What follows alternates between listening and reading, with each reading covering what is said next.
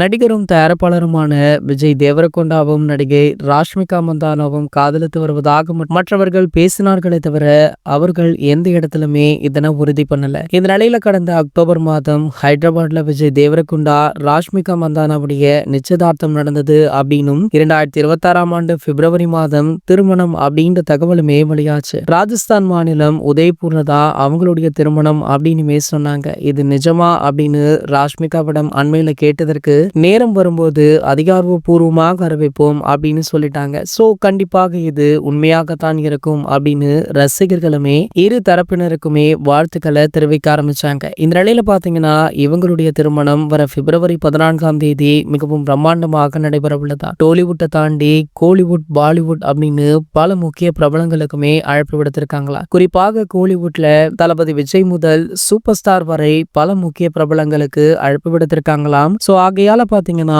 கோலிவுட் பிரபலங்கள் பல பேர் இந்த திருமண விழாவில் கலந்து கொள்ள இருக்காங்க. இதற்கு முன்னாடி நடிகை நயன்தாராவுடைய திருமணம் எந்த அளவிற்கு மிகவும் பிரம்மாண்டமாக நடத்தப்பட்டதோ அதனை விட மிக பிரம்மாண்டமாக இந்த திருமணம் நடைபெற போவதாக செய்திகளுமே வெளியாகி கொண்டிருக்கு. இது போன்ற தகவலை பத்தி நீங்க என்ன நினைக்கிறீங்க அப்படின்றத கீழே உள்ள கமெண்ட் செக்ஷன்ல கமெண்ட் பண்ணிட்டு நம்ம சேனலை மறக்காம சப்ஸ்கிரைப் பண்ணிக்கோங்க.